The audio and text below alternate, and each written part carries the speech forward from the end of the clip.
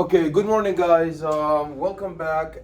Today we're gonna wrap up the heart, chapter 19. So we discussed last week half of the lecture, which was about the anatomy. Remember, this is anatomy and physiology, two in one. And anatomy comes before physiology, not just because it's alphabetical, because A start before P, but actually because the anatomy is what facilitates the function. So always in every lecture, we're always interested in the anatomy, in the structure, the tissue architecture, the organ system that allows for the function to take place. So it's no longer a secret, no matter which organ system are we dealing with, we're always going to look at it from two perspectives. Anatomy, obviously the first one is anatomy, and the second perspective is physiology. Anatomy is another word for structure, and physiology is another word for function. You should have already, in AMP1, went over the concept of serosa. What is a serosa? What does serosa mean? Serosa is a serous membrane. What's a serous membrane? What does serous mean? Serous. S-E-R-O-U-S. What does serous mean? Serous means watery. That's a fancy scientific word for watery. So you have to understand that all of your viscera. What's a viscera? What's a viscera? V-I-S-C-E-R-A. What does a viscera mean? Viscera is every soft tissue. Is your bone viscera? Is your bone viscera? No. Bone is not a viscera. Bone is very tough tissue. Is your muscle viscera? Yeah. Muscle is not viscera. Muscle is tough tissue. Ligaments, tough tissue. What about your lungs? Is your lungs viscera? Yeah, those are soft tissue. So every viscera is a soft tissue.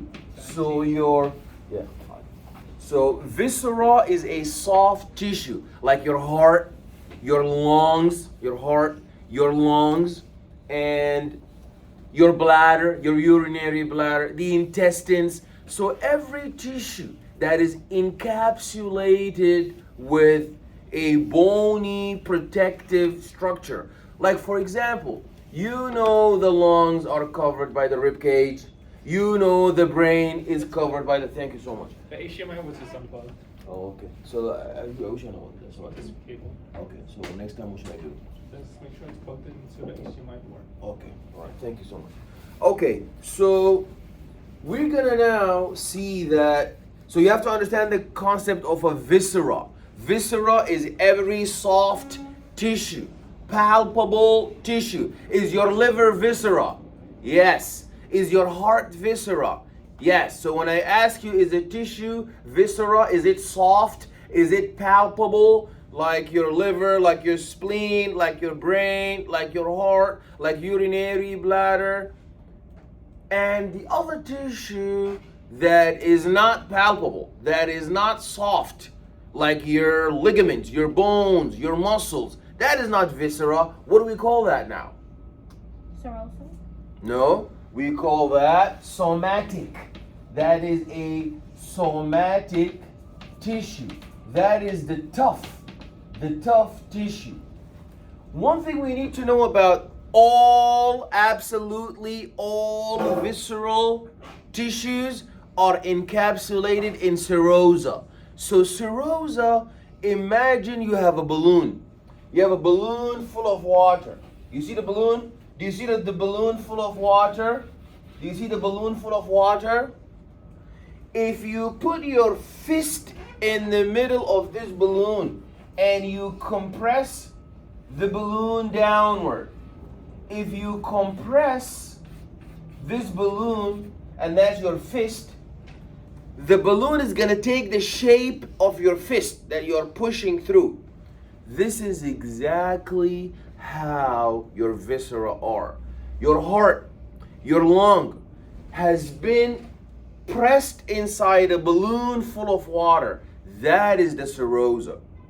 So around your lung, there is a serosa full of water. Around your heart, a serosa full of water. Around your abdomen, a serosa full of water. Every soft tissue is not alone, is not bare. It has to be surrounded with this balloon full of water. And they have different names. In your lung, we call that serosa, what do we call it? We call it the pleura. In your heart, what do we call it?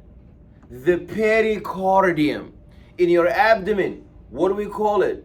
The peritoneum. So we have two types of serosa.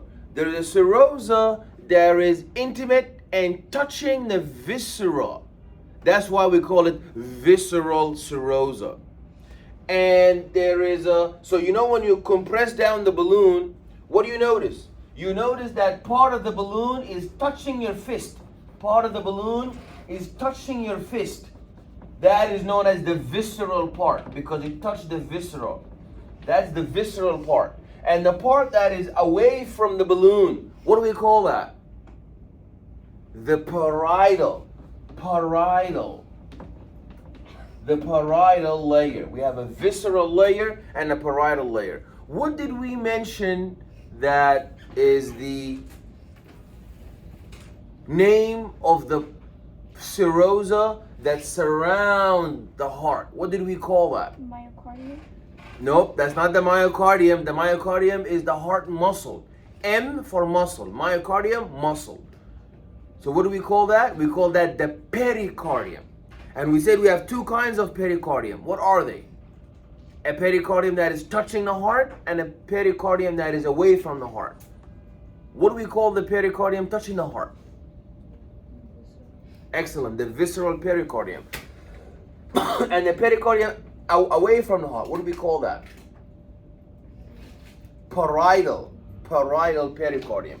Okay, so now, did everybody recognize here that structurally around the heart we have a serosa known as the pericardium, and there is two kinds.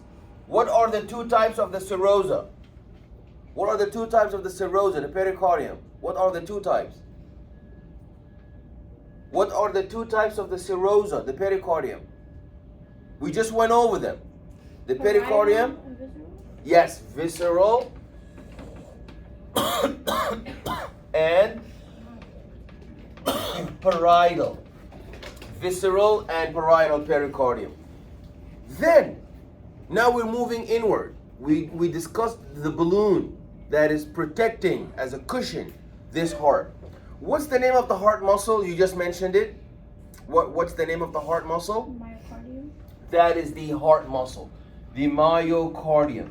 That is the heart muscle. That's the myocardium. Then, is that all we have in the heart? The balloon around the heart and the actual heart muscle? Is that all that's there in the heart? What is there? What is there besides the balloon around the heart and besides the heart muscle? What is there? We talked about it last week. No, blood is not part of the heart. Blood is part of the circulatory system. We're talking about the anatomy of the heart. Yes? So there is fat, fibrous tissue. Excellent, very good. There's a lot of fat that is fibrous. Fat and fibrous tissue. That was yellowish. Butter, yellow butter around the heart. But what did we say the parachute structures? Remember the parachute structures? Yeah, so what are they for? These parachute-like structures. Prevent backflow. Yeah, backflow of blood through who? Through the atrioventricular. Yeah, through the valves. Very good. Through the valves. So the last part of our heart anatomy we're going to be discussing today is the valves. One thing that is very important about these valves is what? Is that they shouldn't do what? These valves. They should do something and they should not do something. What should they do and what they should never do? They should close after they push the blood out to the ventricle. So they should allow the passage of blood in one direction. They should never allow the passage of blood in the other direction. Because the heart is gonna contract in two stages. It contracts at the top, the atria, and it contracts at the bottom, the ventricles. When the heart contracts at the top, blood is going to flow from the atria to the ventricles. From the atria to the ventricles. When it contracts at the bottom, it's going to flow from the ventricles through the blood vessels. Now imagine these valves. Imagine these valves. They allow the backward flow. So now when the heart contracts in the ventricles, blood is not only going out through the blood vessels, it's also returning and refluxing back to where? To the atria, which is a big problem. So valvular insufficiency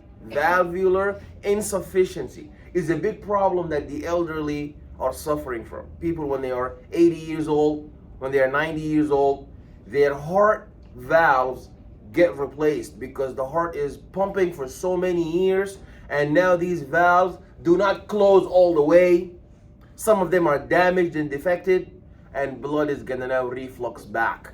When blood reflux back, that's gonna increase the blood volume that must be pumped out.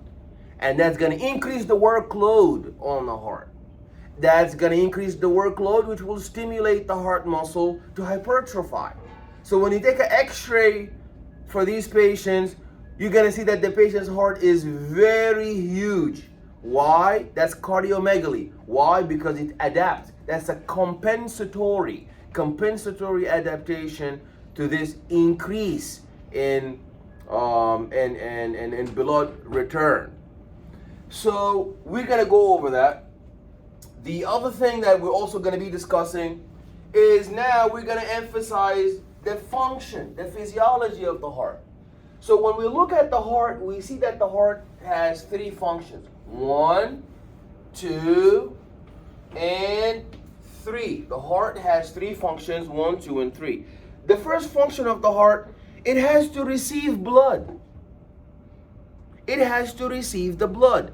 That's why congestive heart failure is a debilitating disease where the heart is no longer able to receive the blood. Blood is engorged. There is engorgement. There is engorgement.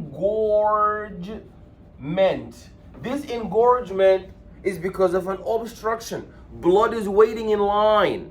Blood is waiting in line trying to return.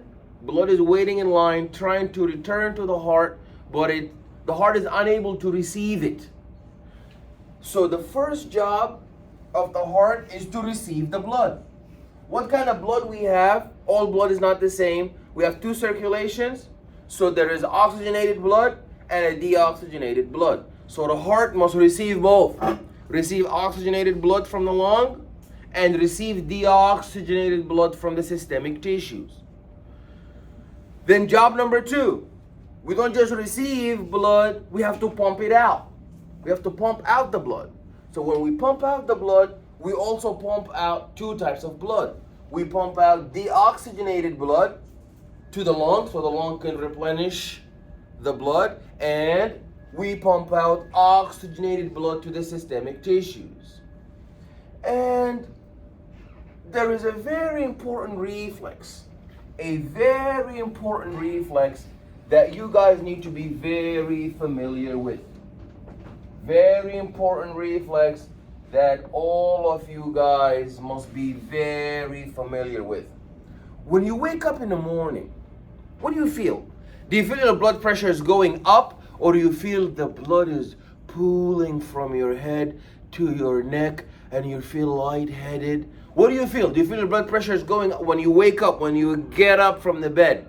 Do you feel that the blood is pooling and you have hypotension, your blood pressure is dropping? Or you feel your blood pressure is pumping and it's so high? It's high. When you wake up in the morning, you feel your blood pressure is high. Think about it. When you get up and you stand, like the heart needs to pump the blood out. Yeah, so it needs to. You're right. It needs to pump it. But originally, when you wake up, do you wake up, whew, yes? No. Or do you wake up So with so much you don't wake up excited. Why is that? Because when you stand up, gravity pulls the blood down. So blood falls from your head to your neck. That's why people who get out of bed and start running, they fall. They fall. My grandma was cooking in this pressure cooker, and the fire was so hot, the pressure cooker exploded. So there were people who were sleeping. When they got up, they were so shocked, they started running, they fell. Why? Because when you get out of bed, you need to stop for a little bit and give your heart the sufficient of ample time so that it can pump the blood back to the brain. Because where is your coordination of movement? Where is the center that coordinates your movement and balance? It's in your brain. It's not getting enough blood, so it's not going to coordinate your walking. So if your alarm clock rings and you get up and you start walking so fast to the bathroom, you're going to fall. You have to wait a little bit until the blood is pumped through your brain and nourishes the centers for coordinated movement and balance. Then you can be able to walk. Is that concept clear? So we're going to be going over that reflex. How does your body restore the blood pressure? Because you know when you wake up in the morning, there is hypotension. Remember, we don't want hypotension. We don't want hypertension. What do we want? Eutension. We want eutension. We want balance. So when you wake up in the morning, obviously that's not eutension, that is hypotension. So how does your body restore this tension? Negative feedback? Yeah, so how does the negative feedback happen? So number one, on every loop, on every negative feedback loop, there has to be a sensor. Who's the sensor that detects for us there is blood pooling, there is hypovolemia? Who detects for us that there is hypotension? Always the sensor is who is the sensor? Always. The sensor is a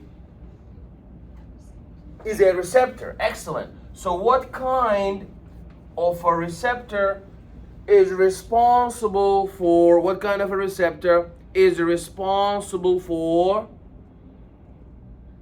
detecting the blood pressure? Is it an osmoreceptor? Is it a photoreceptor? Is it a thermoreceptor? Is it a mechanoreceptor? What kind of a receptor is going to detect if your blood pressure is high or low? Is it a chemoreceptor? Thermo is for heat. So the thermoreceptor is going to detect whether or not there's hyperthermia, temperature is too high, or if there's hypothermia, temperature is too low. So that is not going to be detecting whether or not the blood pressure is in a state of eutension versus hypertension. So, for example, if blood glucose goes up or blood glucose goes down, who's going to be detecting? That's a chemoreceptor, because glucose is a chemical. Glucose is a chemical. If it drops or if it increases, then that is detected by a chemoreceptor. Who detects the light for us? That's a photo, because light is a photo energy. That's a photoreceptor. Now, if you look at the blood vessels, if you're running on a treadmill and the blood pressure is hitting so hard the walls of the blood vessels, and the blood vessels are dilating and they are engorged and they are being stretched out widely, who detects that stretching? Is it a chemoreceptor? Is it a thermoreceptor? Is it an osmoreceptor? Is it a mechanoreceptor? Yeah, so that's a mechanoreceptor, because it detects the mechanical stretching of the blood vessels. Is that point clear? Okay, so the mechanoreceptors are going to be detecting when you wake up in the morning and the blood pools falls from your brain to your neck. There's a hypotension, a drop in the blood pressure. Those special type of we have different types of mechanoreceptors in the body. If you touch the skin, how did you feel that your skin was touched? If you shake someone's hand, how did they feel their hand? That's a mechanoreceptor. But the mechanoreceptor that is responsible for detecting blood pressure, mechanoreceptor that is responsible for detecting blood pressure has a special name. You guys did that in AMP1. What's the name of that special type of mechanoreceptor? The barrow. You never heard of the word. You never heard of baroreceptor. The baroreceptor. You never heard of baroreceptor. You guys never heard of baroreceptors. Okay, so the baroreceptors are going to detect that there is a blood pressure change, and then the sensory input signal is going to send out. A sensory input signal is going to send out an action potential to your brain. So the mechanoreceptor is going to tell your brain that, hey, brain, this person just woke up, just got out of bed. The blood is pooling. We no longer have eutension and homeostasis. We have hypotension. So now the brain is going to send out action potentials after performing the integration, and it's going to generate an output. The output is going to be heading to the effector. Who's the effector? Who's going to lower? Who is going to increase? Because remember, when you wake up in the morning, blood pressure pools.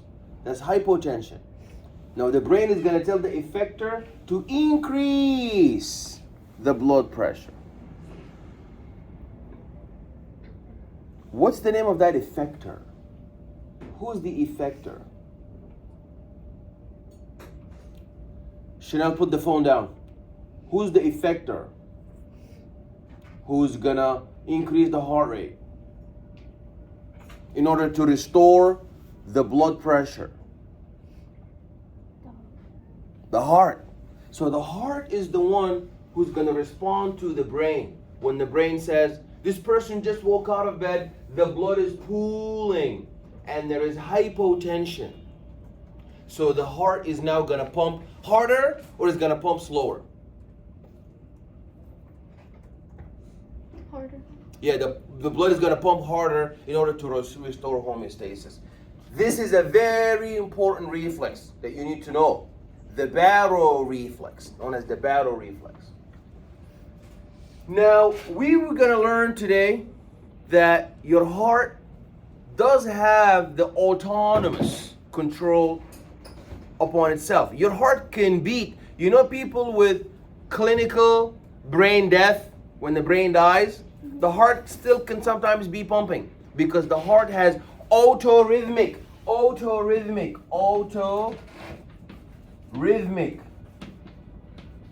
control. It can pump on its own. But the problem is, does the brain not control your heart rate? Does your brain not control your heart rate? If you're walking in the street and you see a bulldog running towards you, your heart rate went up. Why? Because fight or flight, and you want to survive. Fight or flight is important for your survival. So your brain is the one who saw, because processing of vision goes to where? The heart or the brain? The brain is the one who saw the bulldog. The brain is the one who saw the lion charging at you. And the brain is the one who processed that.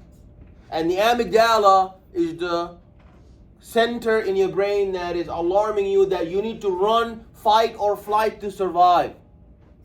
Then the brain sent out action potentials in the nerves in order to accelerate the heart rate. Why do we need to increase the heart rate in fight or flight when there is a sympathetic output. Why is that the case? If you're being chased by a bulldog or if you're being chased by a lion, why should your heart rate go up? Why not down? Because if you want to fight or flight, if you want to run away, you want to fight for survival, your skeletal muscles are going to need more oxygen, they're going to need more blood, so the heart needs to pump harder and pump more effectively and efficiently in order to deliver the blood to the skeletal muscles. So now you see that's a proof that your nervous system is able to upregulate, increase, upregulate the heart rate. That's known as cardio acceleration. What is cardio acceleration? Cardio acceleration is when the brain, the nervous system is increasing, the heart rate, increasing contractility, increasing cardiac output, increasing blood pressure in order to help you survive. That's cardio acceleration. But let's say now you're having a nice lunch on a Saturday afternoon, sitting down watching the football game on the couch. Is that cardio acceleration or cardio deceleration? Deceleration. There's a cardio deceleration. Why? Because you're not gonna need to you don't need to survive, you don't need to fight or flight. What do we call the opposite response to? So we have fight or flight, or what's the other one called? Rest and digest. Excellent. So we have a fight or flight and rest and digest. Rest and digest. We have fight or flight and rest and digest. Fight or flight is a product of the sympathetic or the parasympathetic nervous system. Sympathetic. The sympathetic nervous system. Fight or flight, is it cardio acceleration or cardio deceleration? Deceleration. That's a cardio acceleration.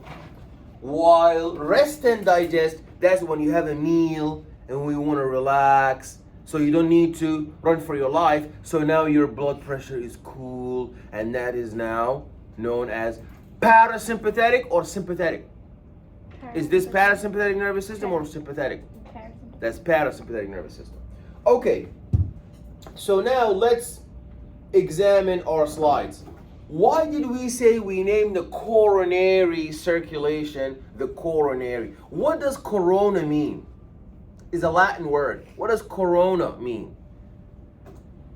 Corona. Crown. Corona means crown. So coronary circulation, it means that it is the circulation of the crown, the king. So why would they call it something like that? Why would they call the coronary circulation coronary? Why? Why crown? Because it is the circulation from the name. Is a coronary circulation. That means it's obviously a circulation that is responsible for nourishing who? The heart itself. That is where the heart attack happened. The heart attack happens because the coronary circulation is clogged. It could be clogged with lipids and fats and cholesterol, atherosclerosis, hardening of these blood vessels. So that's why you have to avoid as much as you can animal meat. It's delicious, but it's not good. A little bit of animal meat, it means you spend a lot of time in the gym. Because it's very, very, very dangerous for your coronary circulation. We're not living in the caveman days when people eat meat and they run hunter-gatherer all day to burn it. Now people sit down in the office from 9 to 5 and all the cardio they get is the 10 steps they have to the parking lot and the 10 steps from the parking lot to the home. So that's why there's so much heart disease. So you have to avoid the animal meat. And you have to avoid the carbohydrates. 3 pancakes? Unbelievable. I eat 5, but anyways, unbelievable. With the syrup too, They gave me 2 and I was angry. I wanted the 3rd one. But that's all very bad. The syrup, the carbohydrates. Why is that? Because carbohydrates and lipids will clog your coronary circulation. And the sugar is gonna latch and deposit and sediment on the blood vessel, which cause them to rupture and break off. And you have an internal hemorrhage. People think you can only bleed from the outside with a laceration or a bruise or a contusion. No, you bleed inside. Also, internal hemorrhage. So all of that is very dangerous. You know, patients who have diabetes, why do they always get their foot checked? Diabetic podiatry exam. They always get their retina, diabetic retinal exam. Also, if you have hypertension, high blood pressure, they call it hypertension foot exam, diabetic foot exam, hypertensive podiatry exam, diabetic podiatry exam, hypertensive retinal exam, diabetic retinal exam. Why is that? Why didn't they say, diabetic skin exam? Why those 2? Because hypertension, when there's high blood pressure, your blood vessels in the retina are so thin, they cannot handle high blood pressure. Imagine the blood pressure is so high, pumping in the walls of the blood vessels leading to your retina, they're gonna rupture. So when you go to the ophthalmologist and the ophthalmologist is looking inside your eye, you eating all that pancake and the syrup and all the sugar, you see the sugar is gonna rupture these blood vessels and the blood spilling all over your retina. And that is very dangerous. Same thing with hypertension. The blood pressure is so high, it's gonna rupture the blood vessels. Imagine somebody got both. Some people got both. You have both, hypertension and diabetes. How are you alive? Those are very, very dangerous diseases. Then what about the foot? Why do we look at the foot of patient who has a hypertension? And why do we look in the foot of a patient that has diabetes? They have a hard time eating? Because the diabetes means there's a lot of sugar. This sugar, the people who have diabetes, their blood has so much sugar that it is circulating with the blood. Now the red blood cells are laden and latched with sugar. The blood vessels are circulating and they have so much sugar on their surface on top of them. So when the blood goes out to the toes and you want to come back up, the red blood cell can make it. Can the sugar make it back up? It cannot. So it's going to stay where? On the bottom of the foot. It's going to start latching to the bottom of the foot, to the skin, to the nerves. The sugar is going to be all on the nerves of the patient who has diabetes. The sugar all on the blood vessels. The sugar on the tissue, destroying, causing trauma. And who loves damaged and corrupted and infected tissue? The bacteria. And all bacteria now is more resistant than ever. Did you hear about the young man who got a tattoo in the summer and went to the beach before the tattoo healed? Then the bacteria from the beach went inside his wound. Then they gave him all the antibiotics. It didn't work. Because bacteria is resistant now than ever. Then the young man went into a coma for 18 days and he died. So now these patients, when their foot is ulcerated and fissured because the sugar damaged them or because the high blood pressure damaged these tissues. Now what happens? The bacteria is going to infest and then the bacteria is going to start eating up that tissue. Like the lady who's a homeless lady that she was on the news. She was a homeless lady and she has a diabetes and she has a hypertension. And her foot is infected with gangrene and she doesn't have the health insurance. So when she went to the hospital, they told her, you're fine. But she's not fine because the gangrene is moving up and eating her feet and it's gonna kill her. Why? Because the sugar sedimented on the nerve tissue and the blood vessels. And the bacteria colonize all the tissue. And it started to form a gangrene and start to destroy the tissue. And she went to the hospital. They told her, you're okay. When they said okay, they meant you are as okay as your money. But she's not okay. She needed a surgery immediately. What kind of surgery did she need? She needed an amputation to remove that bacteria. It's too late now to use an antibiotic. Is that point clear? So you should be able to explain why does sugar and high blood pressure affect the blood vessels in the bottom of the foot of the patient who has diabetes or hypertension. And imagine you have both. Both. Oh no.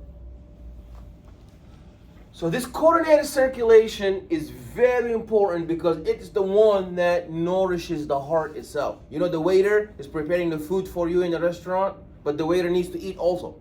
So the heart is pumping blood to everybody in the system, but the heart is a muscle too. The heart needs oxygen too. The heart needs blood too. So it has a crown circulation, the coronary circulation.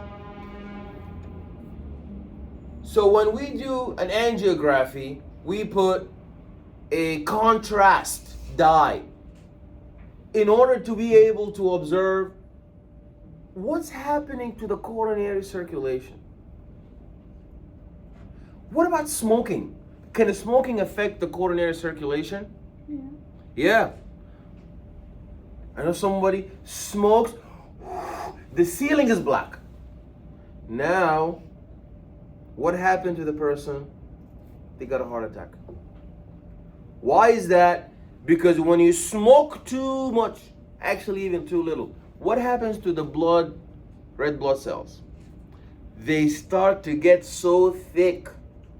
That's why these younger 18, 16, 17, 15-year-olds who when they go to the pediatrician and they get their blood work, they see that they have a hypercoagulable blood. It's because they're smoking a cigarette in the toilet. Mom would say, oh, my son would never do that. My daughter would never do that. But that's the only reason. Why is the blood of a 13 or a 15 or a 15-year-old or a 16-year-old child hypercoagulable? It's because the nicotine in the smoke is causing this hyperagglutination of the red blood cells, which causes blood clots. So that's another reason to make the coronary circulation under metabolic stress. So what's the difference between angina? Everybody heard of angina. What's the difference between angina and myocardial infarction? They are the same thing. They're just two different levels. What's better, angina or a myocardial infarction, a heart attack? Obviously the angina. Both are bad, but at least the angina is a little better because less tissue died. Angina is a chest pain from this obstruction of the coronary blood flow. And myocardial infarction is here you moved from obstruction of the coronary blood flow to the actual death. So if the coronary circulation is clogged and blocked, can the tissue pass? Can the blood pass through? Can the blood tissue pass through and reach the heart? It cannot. And the heart, can the heart wait with no oxygen? Can the heart handle no oxygen? Hypoxia? The heart is immediately gonna die because we cannot. Why can we not handle no oxygen in our tissue? Why is the oxygen important? Why is oxygen a big deal for us? Yes. You know, we breathe oxygen. If there is no oxygen, we suffocate, we die. Why? Why is oxygen important? Yes. Yeah, so the oxygen keeps the tissue alive. We are aerobic tissue. But why is the oxygen keeping? How? Why not nitrogen? You know the air is full of more nitrogen than oxygen. Why it's gotta be oxygen? What is so special about oxygen?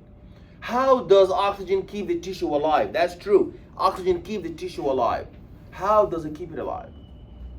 Because the oxygen in the mitochondria is the one that helps the mitochondria to have ATP. And ATP, why is ATP important? Because ATP powers who? The enzymes. The enzymes are the one who sustain life. Who maintain homeostasis? The enzymes. Who maintains metabolism? The enzymes. Who maintains catabolism, anabolism? The enzymes. Survival, reproduction, the enzymes. But they do not work for free. The enzymes, they need ATP. If there is no ATP, enzymes are not going to work. You're not going to have homeostasis. You're going to die. So we need the oxygen to make the ATP, to power the enzymes, to sustain life. Without oxygen means no ATP, no ATP, no enzymes, no metabolism, no survival, no reproduction, and immediate impending death. Is that clear? So that's what happens in the myocardial infarction.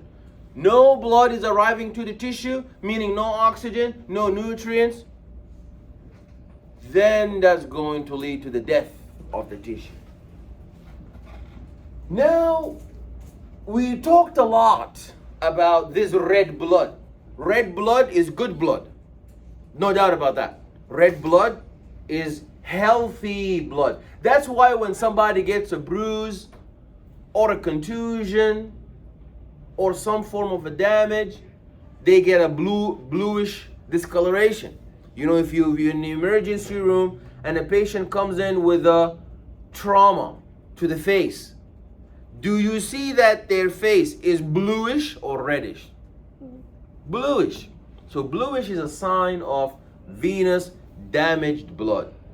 But it's important. Imagine you don't have a venous circulation. What does that mean? Imagine you just have a red circulation. You only have a circulation with red blood, delivering good blood only. You don't have a system for removing bad blood. Imagine your home, you only receive Uber Eats. You don't have a system to remove garbage. You don't have a system to remove the waste. What's going to happen? It's going to be a metabolic waste, metabolic defect piling up and building on over the tissue.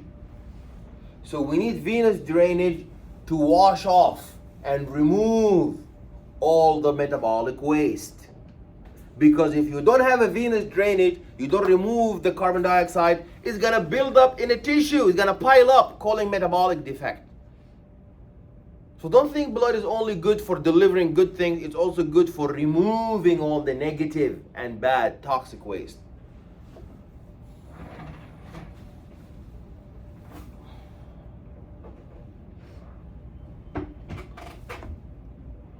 Okay, so we discussed that, you know, the heart muscle. You know, our heart is not only the pericardium, it also has the myocardium, which is the heart tissue. And when it comes to muscles, we have three types of muscles. What are they? What are the three types of muscles in our body? Skeletal muscle. The second one is known as skeletal muscle, smooth muscle, and lastly, cardiac muscle. Cardiac muscle. What's the difference between those three in their function? So skeletal muscle is voluntary. You can flex your arm, extend your arm. But can you tell your heart, start beating faster, please? Do not beat this fast. Do you tell your blood vessels, please vasodilate, please vasoconstrict? Can you do that? Put the phone away, Amapola. Do you tell your blood vessel constrict? No. Do you tell your blood vessel to vasodilate? No. So that means only one is under voluntary control, while the other one is involuntary. The other one is involuntary.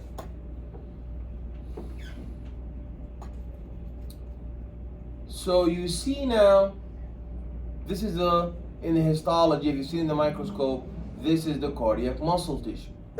The cardiac muscle tissue is very distinctive for having a huge what? What's that huge purple thing? That is a nucleus. Very good. That is a nucleus. And you have a intercellular space through which the calcium passes. And there are gap junctions. What does junction mean? Junction is a staple. You have to staple the cells together. Now there's different kinds of staples. Some staples, they hook the cells together. Some staples, they hook them together by inserting holes in order for cells to pass electrolyte between one another. They hand off things to each other. Water, nutrition. Now, when we look at the metabolism of the cardiac muscle, it's very interesting to know that the heart tissue relies on, as our friend nicely said earlier, on the lipid tissue, this fat and lipid tissue. And there's glucose. This glucose is important for glycolysis. And these ketones, the lactate, and the amino acids are important for ATP. So it is more vulnerable to oxygen deficiency than the lack of a specific fuel. So the issue here is that your heart at all times must have an ample supply of what? Your heart at all the times must have a rich supply of oxygen. Why do we need oxygen? How? Oxygen is important for what? We just went over that. Oxygen is important for? Why is oxygen important? Yes.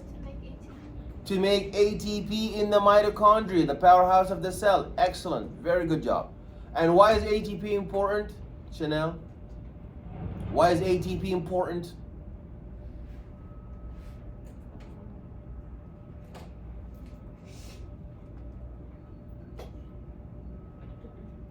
Why do we need ATP, Runitza?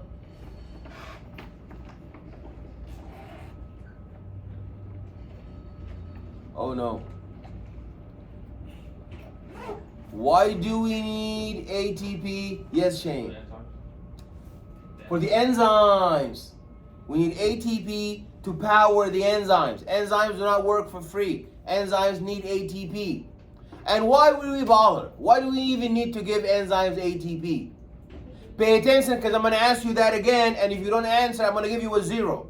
You're not here just to sit down and just like look, and you have to pay attention and participate. I'm going to say this one more time. Oxygen is important for the mitochondria aerobic respiration.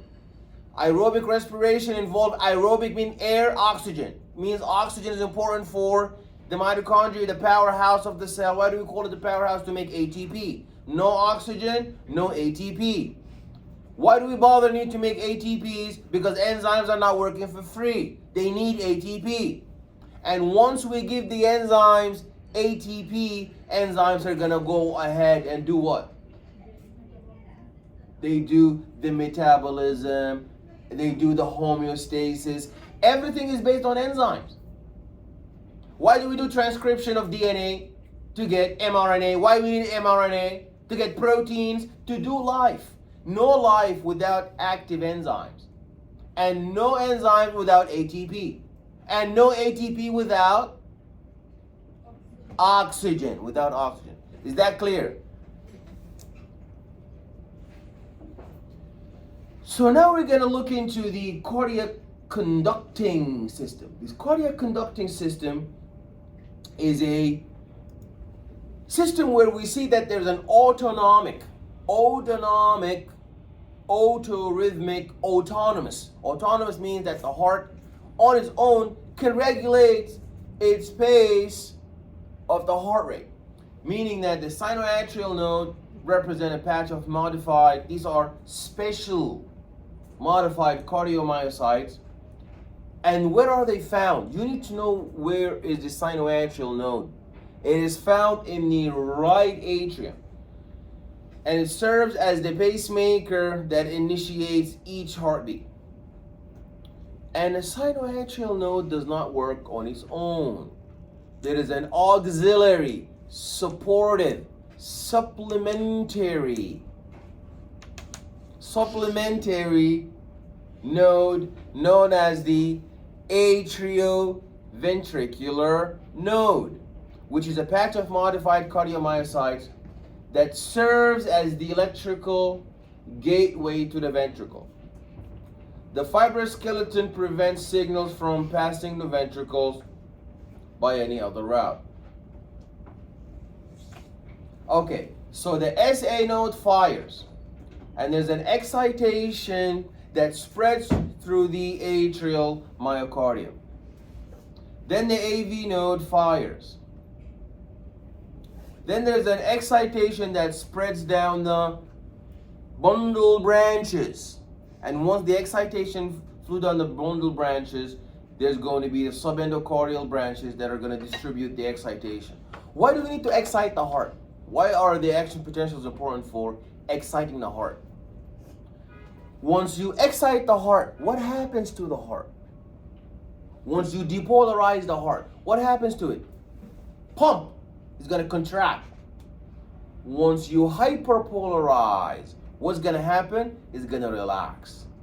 So we depolarize, we contract. We repolarize, we relax.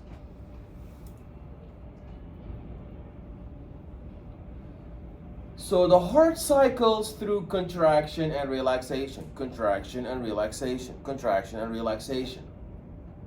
We said that contraction is because of what? Depolarization or repolarization? Depolarization.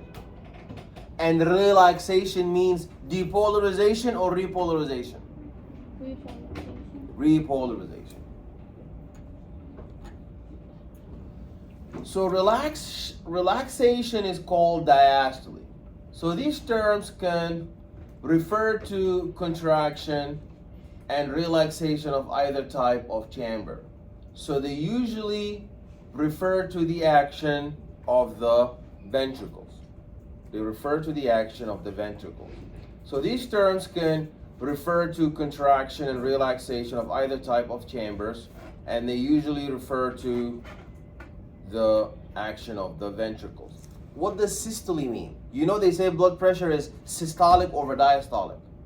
When I was a child, I used to hear that all the time. What is that about? Systolic, diastolic. Yes? Systolic is when the heart starts beating. Okay, because you know we have two beats. One beat for contraction, and one, you know the relaxation makes sound too. So there's two sounds. One sound for contraction and one sound for relaxation. So these terms, they refer to the simultaneous. Diastole means relax. Systole means contract. So we have two systoles and two diastoles. Is that true or false? In the one heart, we have two systoles and two diastoles. True or false? Raise your hand if you think that in the one heart we have two systoles, two diastoles. Raise your hand if you think in the one heart we have a one big systole and a one big diastole.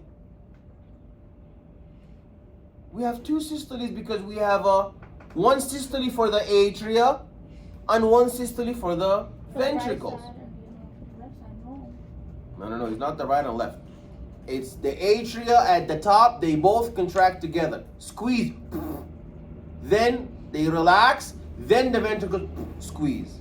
So when the two atria contract, that's a systole of the atria. That's the first systole. Then they relax, then your ventricles contract, then your ventricles relax. Everybody gotta contract, everybody gotta relax. But it's not based on the side, it's based on the chamber. So the two atria compress at the same time, and then they relax, then the two ventricles compress, then they relax.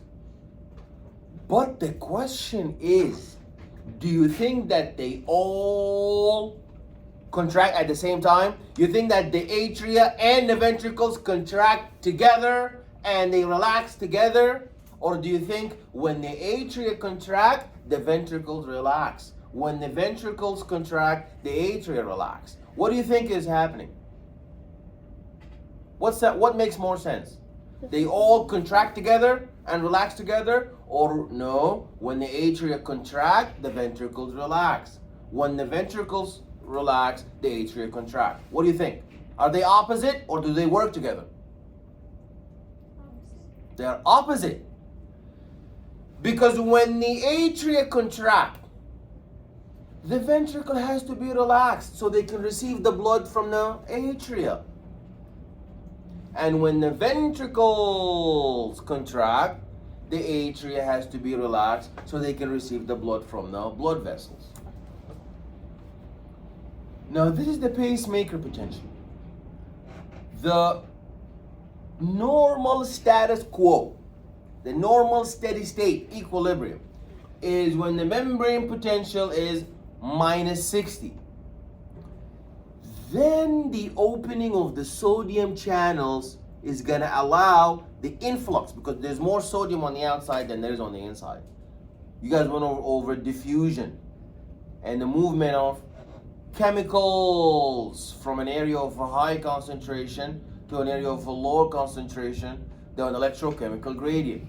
There's more sodium on the outside than the inside. There's more positive outside than inside. So that's a double gradient, electrical and chemical. So once we hit the minus 40 millivolts, now that is known as the threshold, where you're going to see an overshoot of sodium.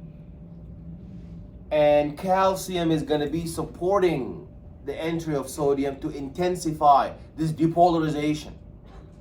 Heart tissue is very strong and severe, so it needs two electrolytes influxing in order to depolarize the membrane. Then once we depolarize, do we stay depolarized forever? No, we need to relax. When we relax, who's going to enable us to relax is the exit and the outflow of potassium. So potassium is going to flow out, and then we're going to reach the return back to the initial minus 60 millivolt status quo at a minus 60 millivolt, known as the steady state potential.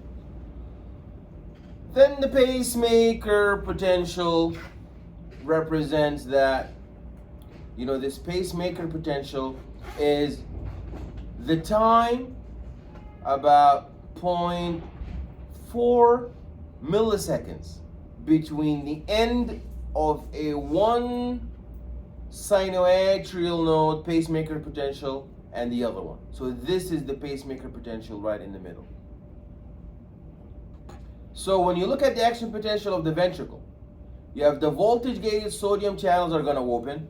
We discussed that. What happens when the voltage gated sodium channel opens? A lot of sodium influx. Then the sodium inflow is going to cause a depolarization of the membrane, and that's going to cause the opening of more sodium channels, creating a positive feedback and a rapidly rising membrane voltage. The sodium channels close when the cell depolarizes and the voltage peaks at nearly positive 30 millivolts. The calcium entering through the slow calcium channels is going to prolong the depolarization of the membrane, creating a plateau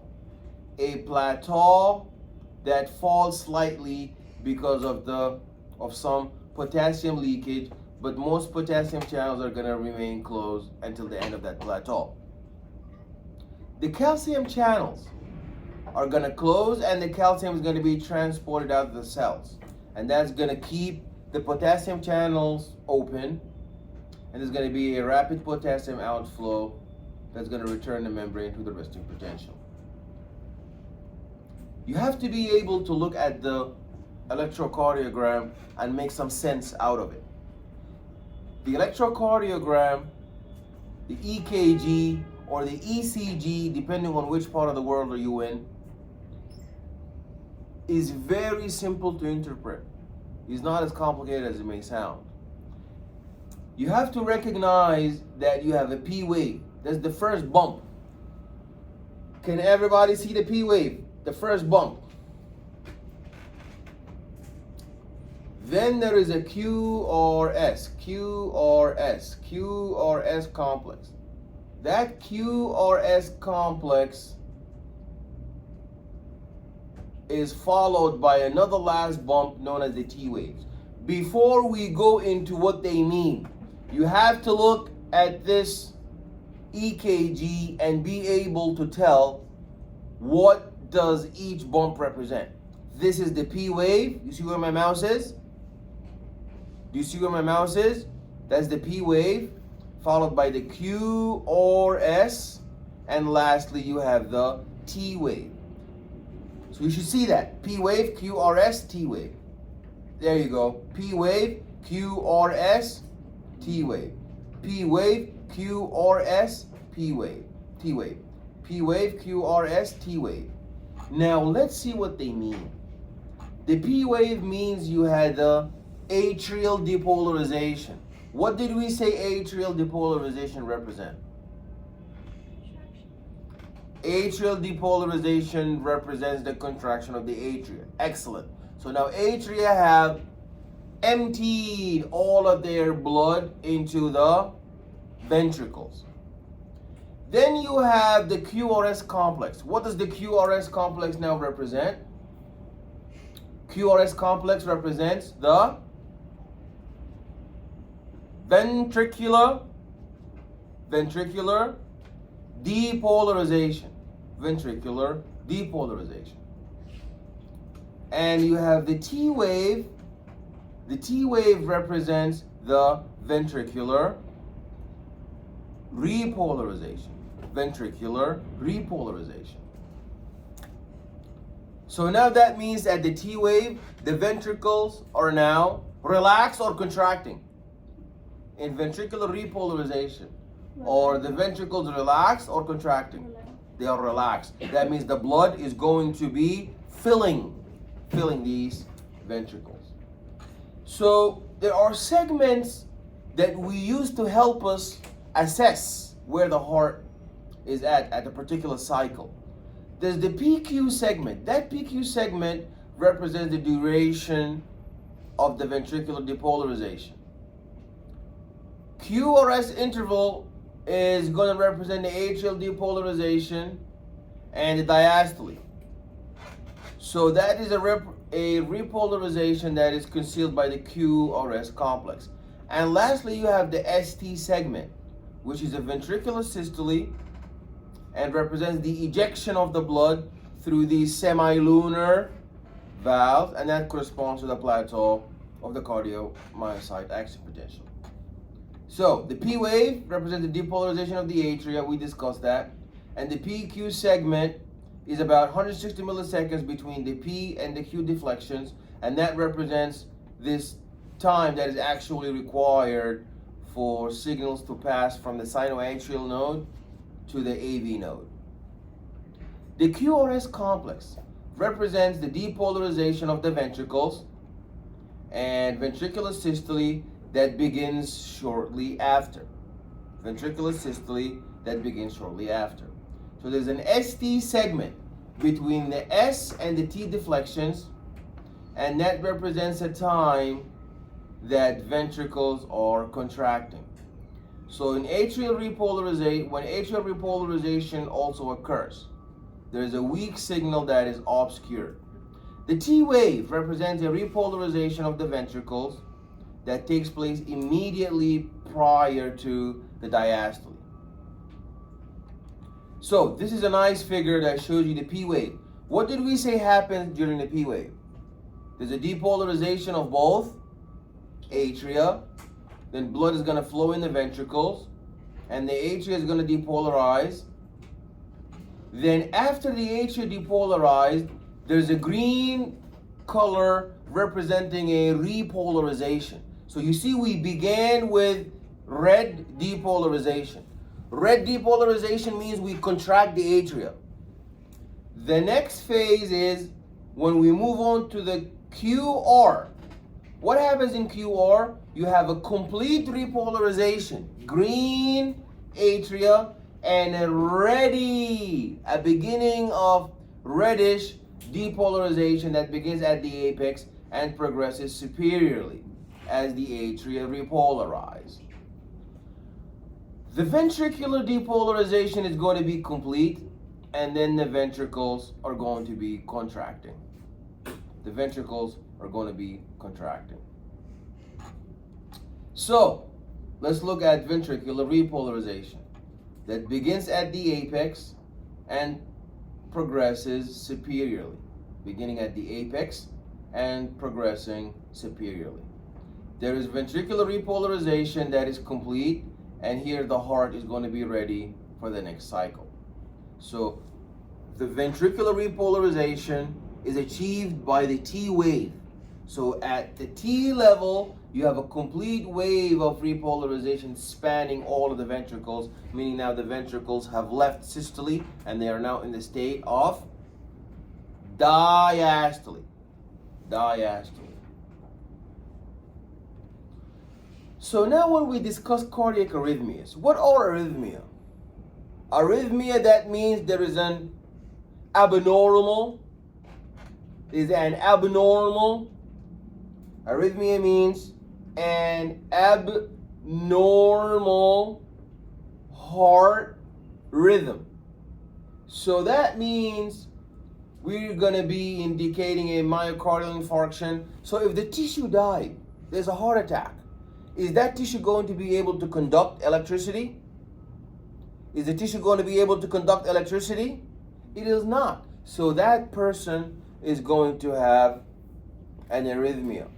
So that's why do we always do an EKG for patients that had a heart attack?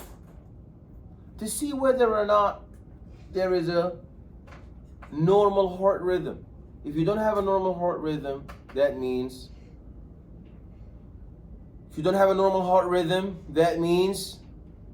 your heart tissue is dead, because normal heart rhythm shows that your heart tissue is participating and engaging in successful depolarization and repolarization.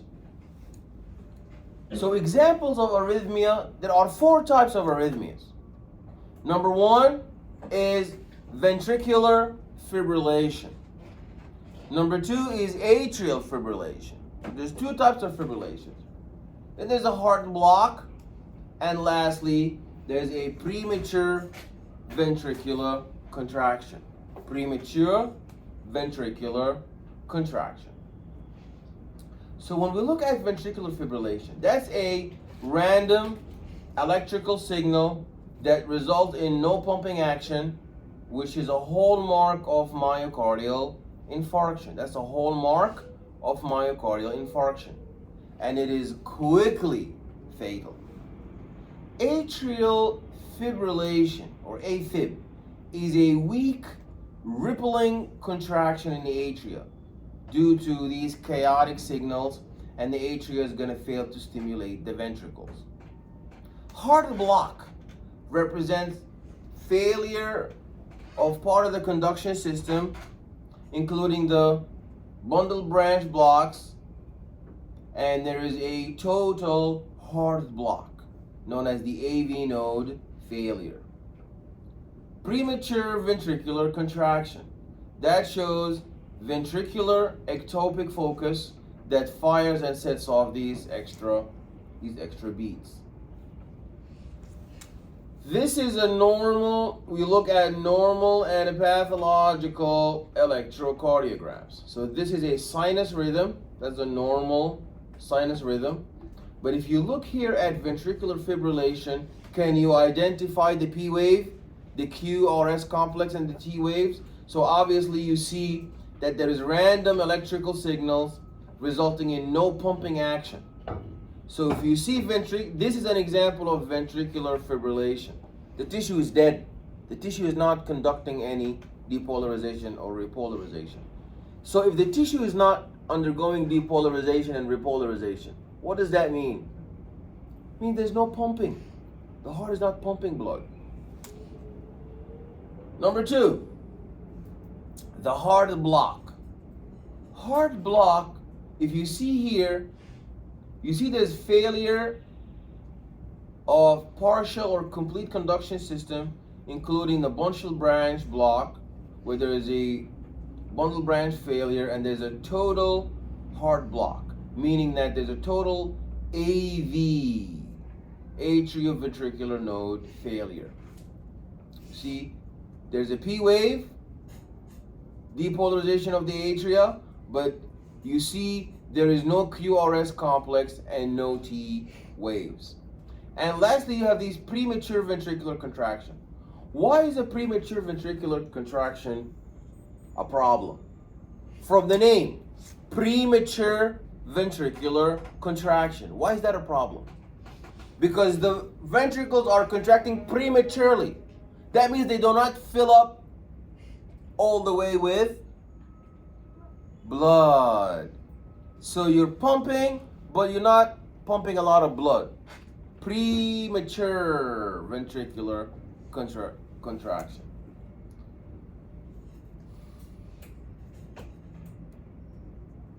You're going to hear this also in the reproductive system.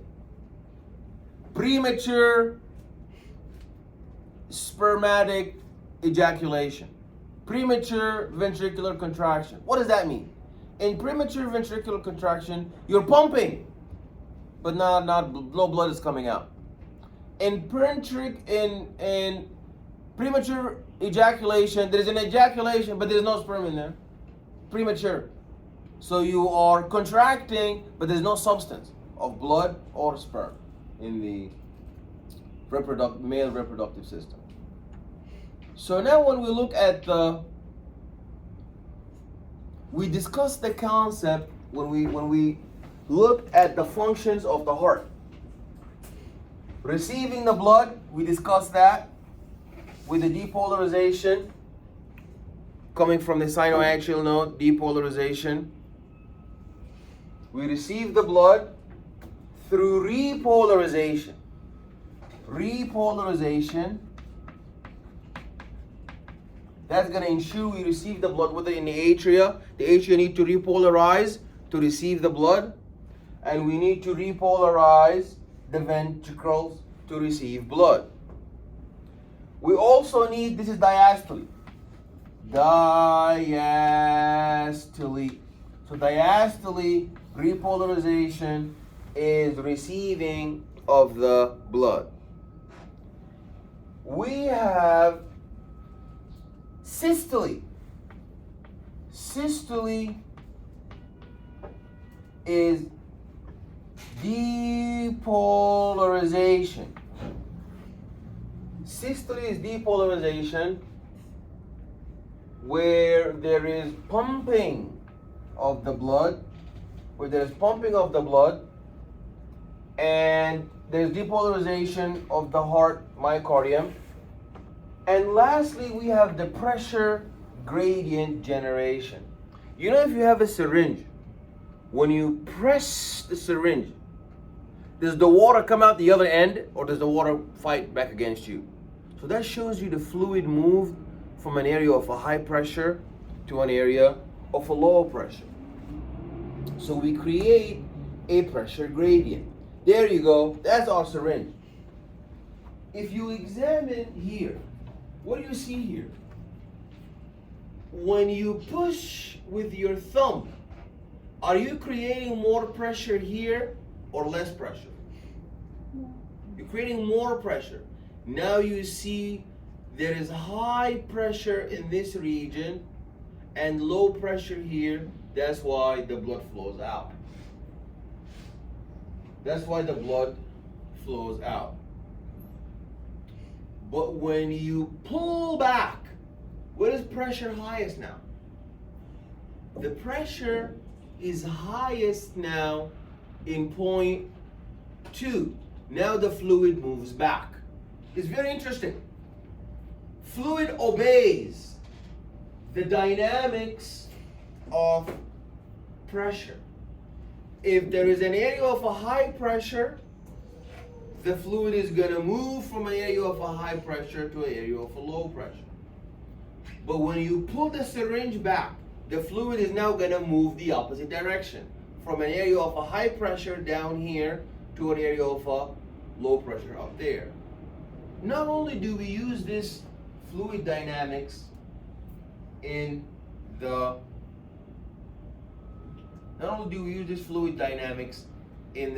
syringe, we also use it in the heart, and we use it in the lung. We use it in the heart, and we use it in the lungs. So if you look at your lungs, do your lungs deal with the fluid? Do the lungs deal with a fluid or not? Yes. Do your blood vessels and your heart deal with a fluid or not? Yeah. So that means a fluid encompasses both a liquid, like the heart, and a gas, like your air in the respiratory system. Whether you're a liquid, whether you're a gas, in the end of the day, you are a fluid. And fluids will never move except from an area of a high pressure to an area of a low pressure. Is that clear? Mm-hmm.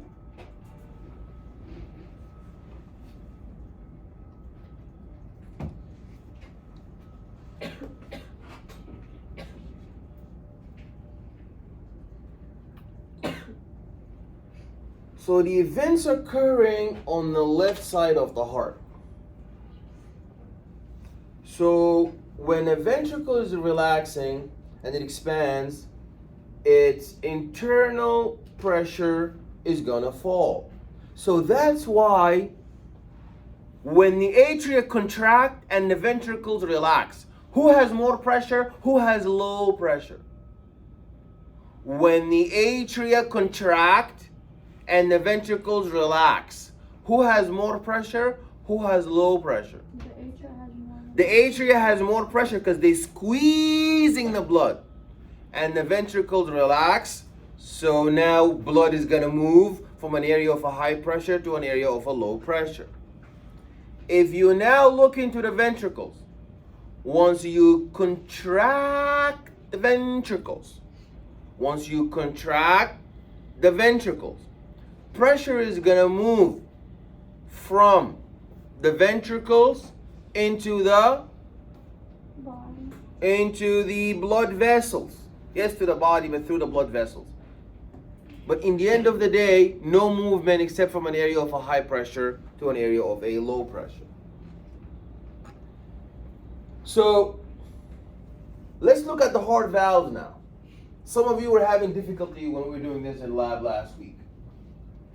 If you examine here, those are my two what? Where I'm pointing with my meter stick. What are those two compartments here? Atria. Those are the atria, the left and right atria. What do you see between the atria and the ventricle? What are those? What are those between the atria and the ventricles? Atrioventricular valve. Yeah, those are excellent. Atrioventricular valves. Those are gates and valves. We said that there is a big problem with these gates. And that is they are not allowed to do what? Allow vessels. Yeah, excellent. So these valves, they're not allowed to allow the blood to go back. They are one direction. Blood goes from atria to ventricles or from ventricles up to the blood vessels. What are those here? This here, what is that? What is this? Semilunar valve. That's a valve also, but it's still one-way valve. You're not supposed to be two-way valve. You're supposed to only be one-way valve. So the atrioventricular valves allow blood to flow from atria to valves only in that direction. Semilunar valves allow blood to go from the ventricles to the blood vessels. From the right heart to the pulmonary trunk, and from the left heart to the aorta. Not allowing the reflux. What's the name of these parachute structures? Chordae tendinate. What's the name of the parachute structures?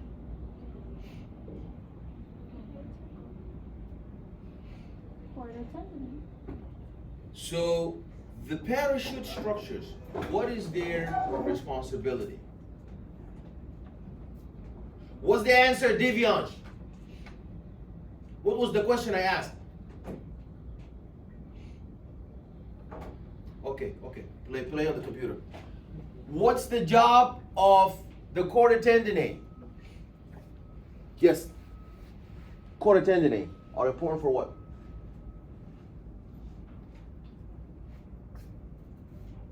Chordae tendinae, what are they important for?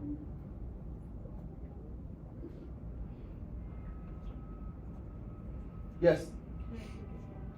Yeah. Is it so that the flow doesn't push back? Excellent. So you guys did this in lab. The function of the chordae tendinae is that they are parachute structures. You see, those are you see my parachutes. Those are the most easily identified structures in your heart. Because once you open the heart, they come at you. They are very obvious. So what is their job? These parachute-like structures. They are supposed to be like a parachute to hold the valves from refluxing backward. Now when people get older, what happens to these parachute-like structures? They weaken and they deteriorate. Once they weaken and deteriorate, what are we afraid of now? The blood is now going to go back. It's not supposed to. When the blood goes back, what are we going to hear? We're going to hear a heart murmur. Once there is a heart murmur, that means there is a reflux. Now the reflux of the blood back again is the valve. It has a name. What is that called? Regurgitation. That's the special word for when the heart is suffering from a problem where blood is now going back again where it's supposed to be. So why is this concept of regurgitation, why is it a problem? Why is regurgitation of the blood is a problem? So why not? Why not? Let's just, the more blood goes back, next time we pump, it's going to come back down again. Why are we concerned with that? Why do we not want blood to go back? We just want it to go forward. Because when the blood goes back with the next cycle, with the next contraction, the ventricle is going to be getting double the amount. It's going to be getting the amount that it was ready for, and the little leak blood that went back again is gradient. That's too much blood now. That's too much blood for the ventricle to be dealing with. So what are the ventricles going to try to solve it? How? There's a compensatory adaptation, first aid adaptation that help the heart survive this regurgitation. What is it called? We talked about it earlier. When you take a X-ray for these patients who are suffering from regurgitation, what happens? They have a big heart. They have a big heart. They have excellent. What's the term? You guys heard what your friend said. There is a big heart. You know, everybody wants to have a big heart, but that's the emotional one. We're talking about the anatomically, you don't want a big heart. What is that called? What's that? Cardiomegaly. There you go. Mega, mega, mega. You know mega million? Nobody ever gets that. But you know the cardiomegaly? Meaning your heart is going to become mega. Why did the heart become mega? To put up with this extra blood that we need to pump now. So you should remember that. You should explain what happens with the parachute-like structure.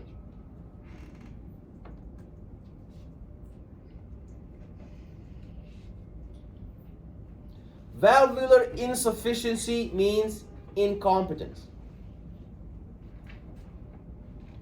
So there's any failure of the valve to prevent the reflux, the regurgitation. Now there's another problem, not just the regurgitation. Do you know these valves can get so stiff, so thick? So now they're not opening now.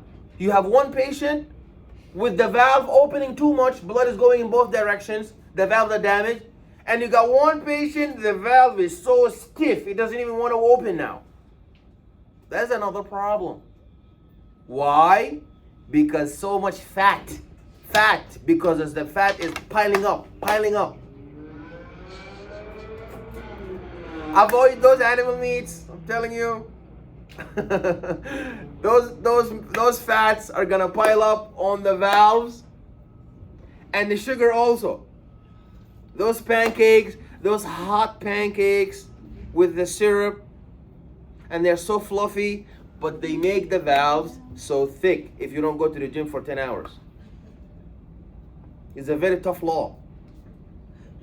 If you don't want to go to the gym, don't. It's like eat oatmeal, which tastes disgusting, but it's the best. The best. The oatmeal will melt the cholesterol in your heart. My friend had a high cholesterol. He ate so much oatmeal. His doctor said, now you have too little cholesterol now. So that's called stenosis. Stenosis means the valve is so stiff, not thick, stiff. The valves are so stiff. I'm making my own words now. The valves are so stiff. The valves are so stiff. Mitral valve prolapse.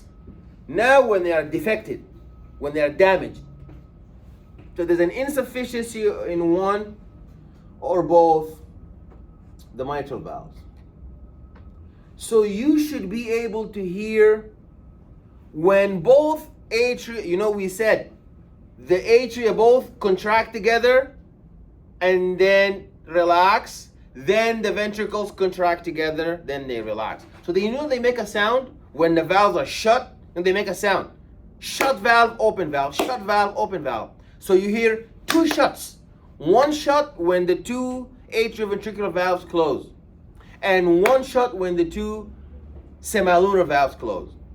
You don't hear a sound when they open. Students always tell me that. It's not true. You don't make a sound when the door is open. You make a sound when the door is shut. So when you're listening with a stethoscope and you hear lub dub, lub dub. Lub means atrioventricular valves closed, meaning they emptied their blood into the ventricles, now they're shut. When you hear dub, it means that the ventricles already pumped their blood and now they are shut. So you should know the lub and the dub. There's a third hard sound. Lub dub drup, lub dub drup, lub dub drup. That is now, it could be a disease, but sometimes if you are over 30, rarely some people have it. But if you don't hear, you're supposed to hear lub dub, lub dub, lub dub. But if you're listening and you hear lub dub drup, lub dub drup, oh no, these are three sounds now. So that is not normal.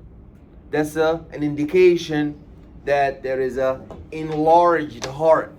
The megaly, mega heart, cardiomegaly. Failing heart, meaning the heart is not working. So if you look at the phases now of the,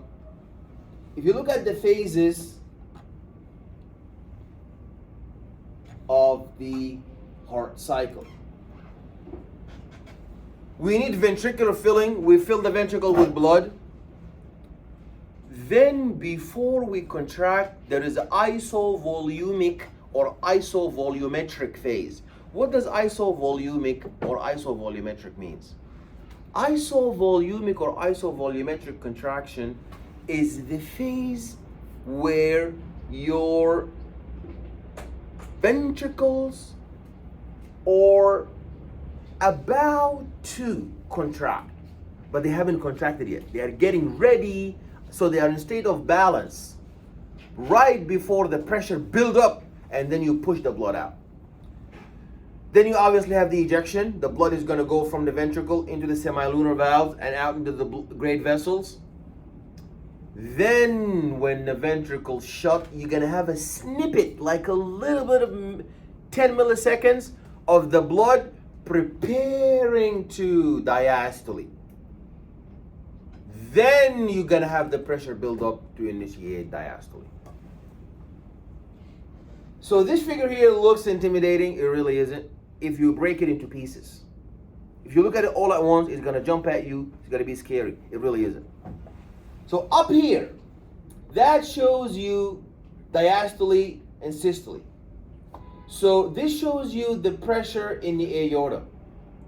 And this shows you the pressure as the blood is building up. So in the beginning, you have a rapid filling. In diastole, we stretch and relax through repolarization. In diastole, the ventricles. Then blood is going to move from where there is a lot of contraction to where there is no. And lastly, you're going to have systole, and then the blood is going to go through the great vessels. Then there's going to be an isovolumetric contraction. This isovolumetric contraction, what do you see? You see the blood is going to flow against the gradient. And it's going to go up front. So in isovolumic contraction, we said it's the quiescent phase, right before we build up the pressure in order to eject the blood. And then there is the isovolumetric. That's why they call it isovolumic, because there is no buildup of pressure. There is a uniform quiescent phase of the blood before we pump it.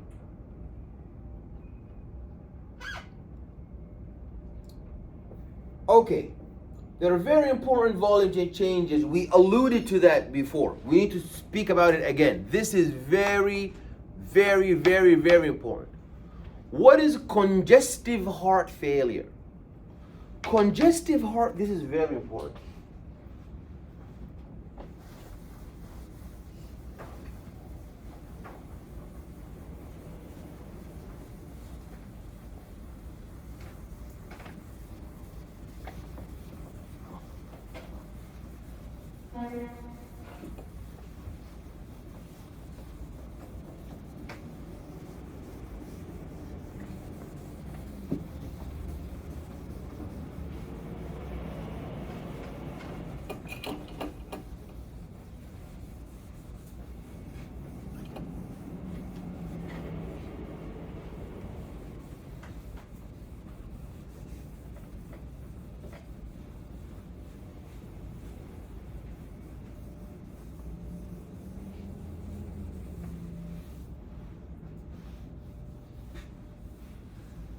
Avoid the animal meat. Don't be like me.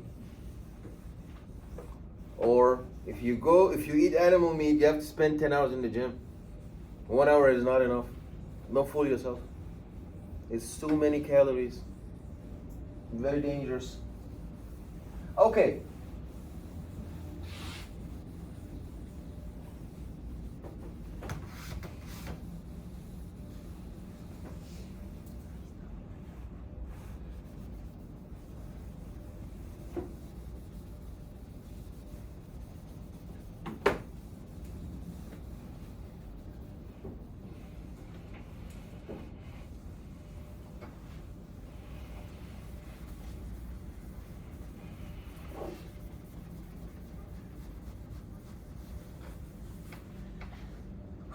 Okay.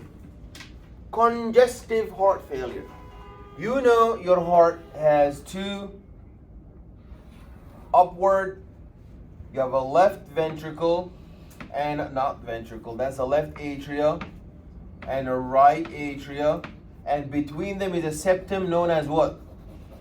Inter what? That's not ventricular because those two are atria. Interatrial septum.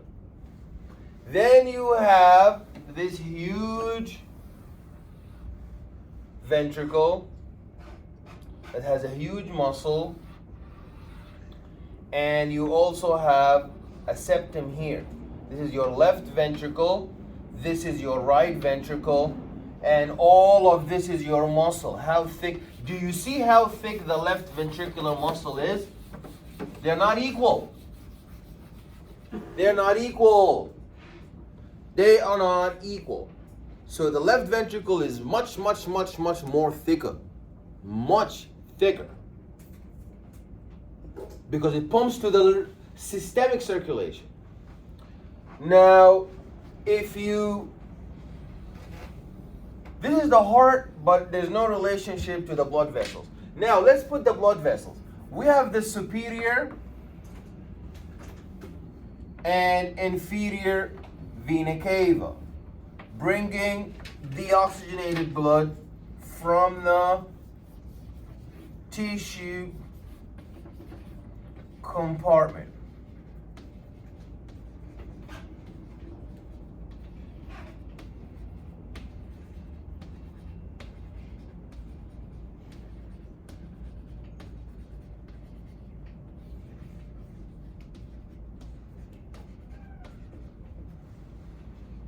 Okay? That's the tissue compartment.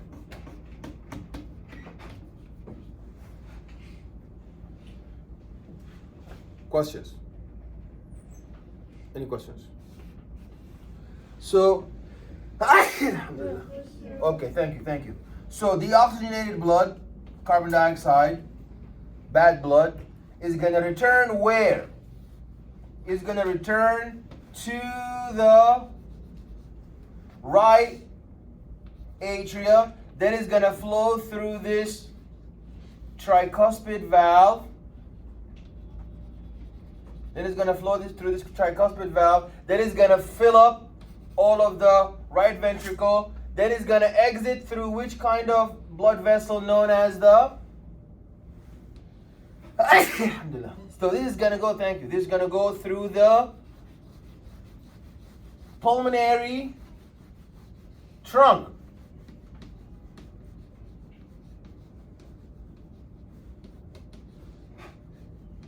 Through the pulmonary trunk. It's going to go through the pulmonary trunk. So this is the blue blood.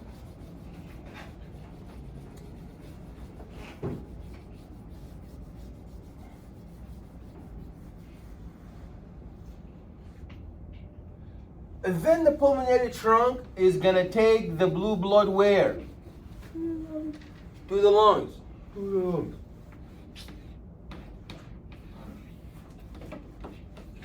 The lungs are going to replenish this blood, and then they're going to give you your red blood. Your red blood. Red blood is going to enter through the pulmonary veins.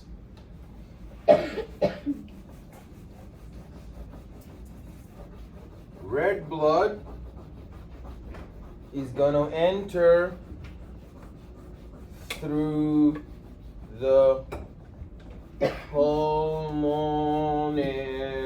veins. Any question?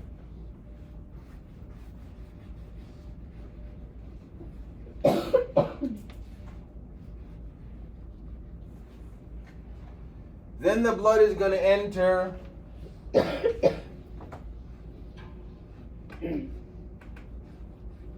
into the left atria. Then it's going to flow through the left atrioventricular valve. Then It's gonna flow out through the aorta. Through the aorta. This is the aorta. Gonna flow out from the aorta.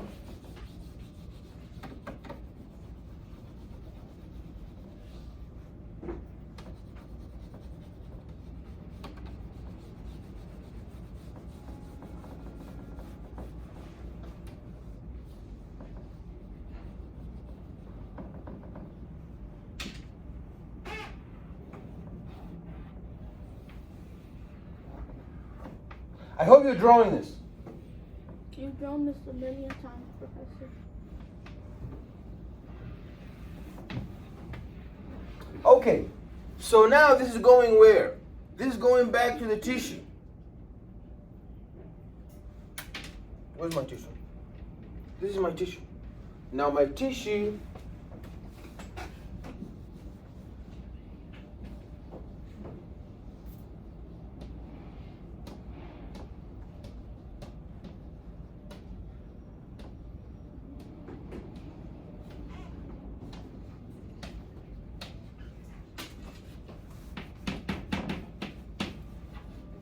Okay, so what is congestive heart failure? This is the circle in which the blood is flowing. Now, in congestive heart failure, the problem is here. The problem is here. Congestive CHF. Congestive heart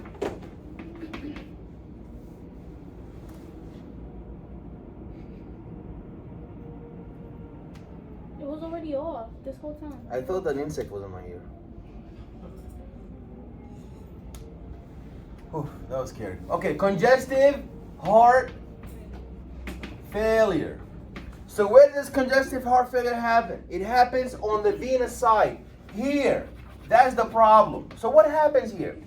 Blood cannot enter the right atria. Are we clear? Blood cannot enter the right atria.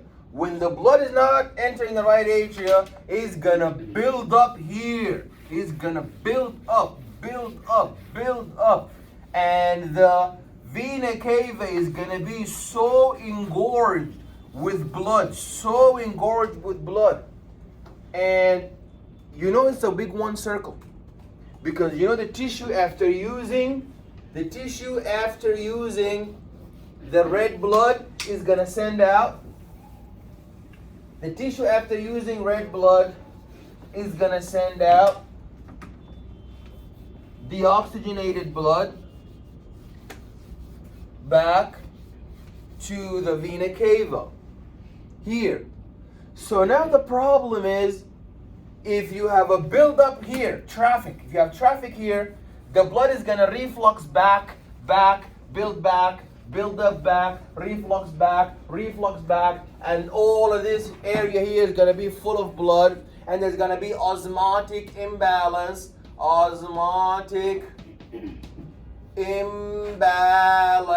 and there's gonna be so much congestion here, and water is gonna flow out. That's why these patients that have congestive heart failure, they have water in their lung. They call that pulmonary edema. This pulmonary edema means what? Pulmonary edema means that water is now entering in the tissue of the lung. Why is that? Because there is so much blood around the lungs, and there is traffic, so blood is not flowing to the heart, so water is going to seep to dissolve that water in the blood. So they're going to have pulmonary edema. So now you see what congestive heart failure. How does it begin? Does it begin on the right side or left side? The right side. The right side, but eventually it's a one big circle. So it's going to back up, and it's going to make a problem on the left side also. There we go. I did not need to draw all of that. It's right here.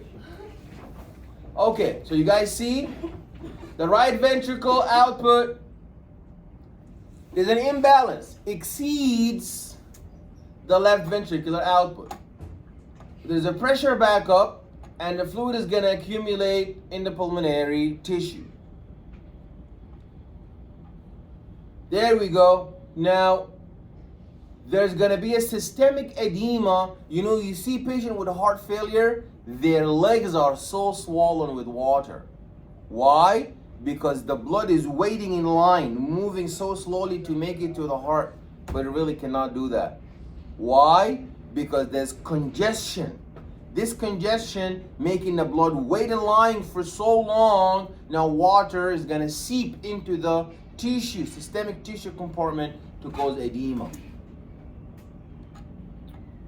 We talked about cardioacceleratory and cardiodeceleration or cardioinhibitory center.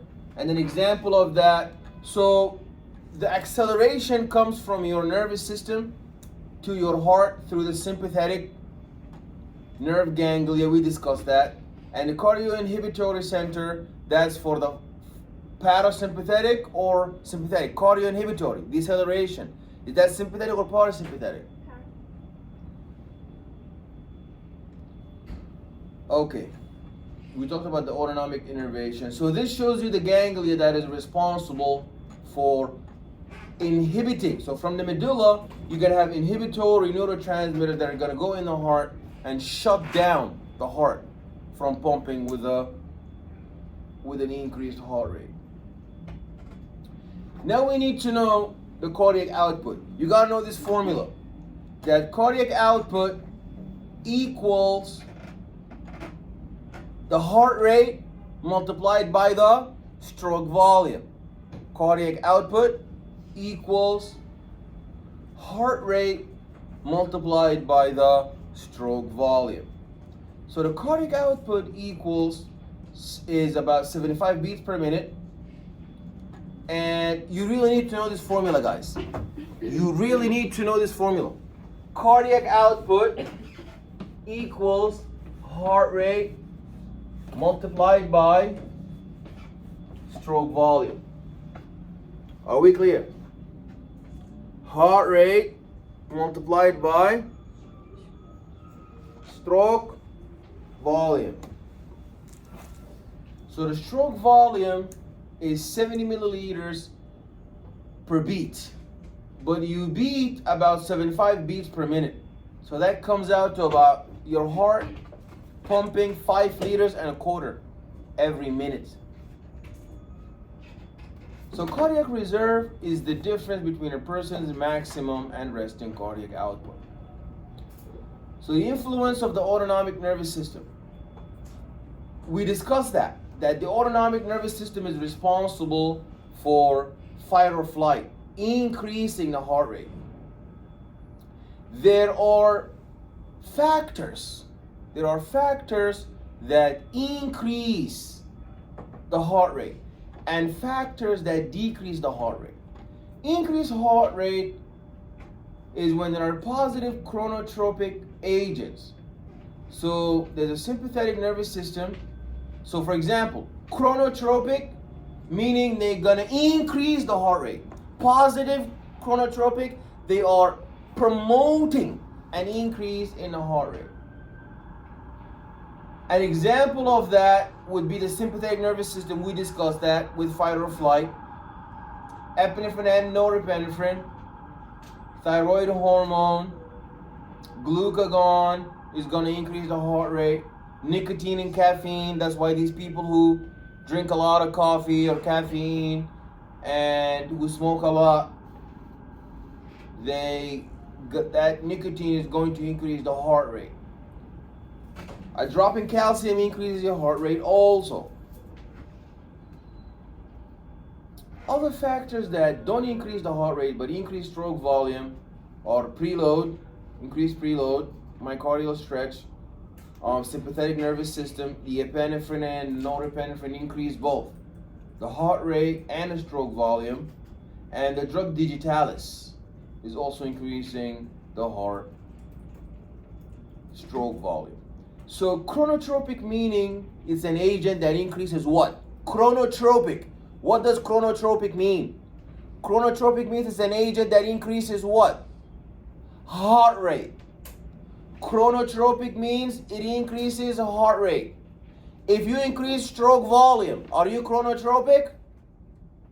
if you increase stroke volume. Are you chronotropic? No, because chronotropics only affect the heart rate, the electricity. So to reduce heart rate, you have acetylcholine, hypercalcemia, hypokalemia, and these beta blockers, which are a type of antihypertensive medication. So exercise is very important because exercise induces moderate, healthy lifestyle, promoting the health and well-being of a person who is constantly exercising. Is going to increase the heart muscle, but is not going to have, at the beginning of the exercise, the signals from the joints and the muscles are going to reach the cardiac center of the brain. And the sympathetic output from the cardiac center are going to increase the cardiac output. So that increases the preload and ultimately the cardiac output. We talked about coronary artery disease, and you have two different diseases. What's the difference between atherosclerosis and arteriosclerosis? What's the difference between atherosclerosis and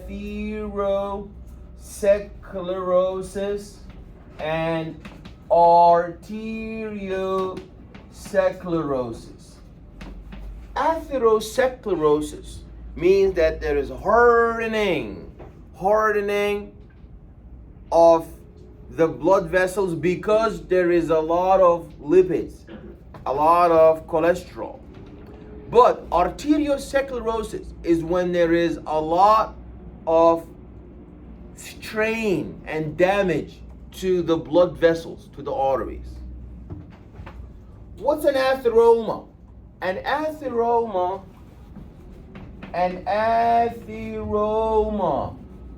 is a plaque. Is a plaque that builds up in the heart, that is made up of fat. And it builds up, it's sandwiched itself. This atheroma, this sclerosis, sandwich itself in the middle between the layers of the blood vessel.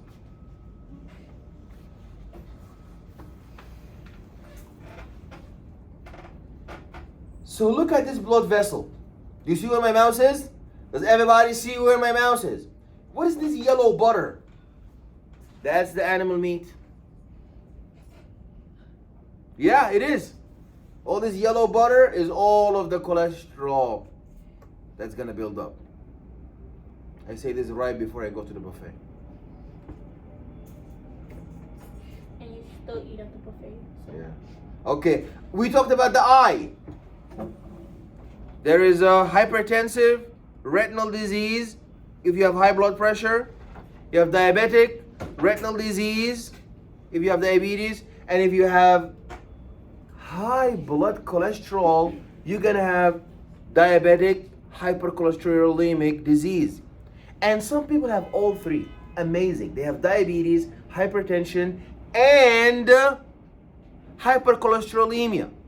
One is enough to destroy the nerves and the blood vessels of the retina and the foot. Some people have two, some people have all three. Diabetes, and actually they come all three. Diabetes, hypertension, and hypercholesterolemia, hyperlipidemia. From eating the big beef burger with cheese. Any questions? Any questions? Okay. So let's do one lab slide. One slide. Get a slide get a microscope. Look at one tissue slide from the blood system. Draw it. Take a photo off of it with your first and last name and upload it to the portal on Brightspace. And after that, you want to go home? Mm-hmm. Okay. All right. Yeah, a couple of important points that I want to go over. So your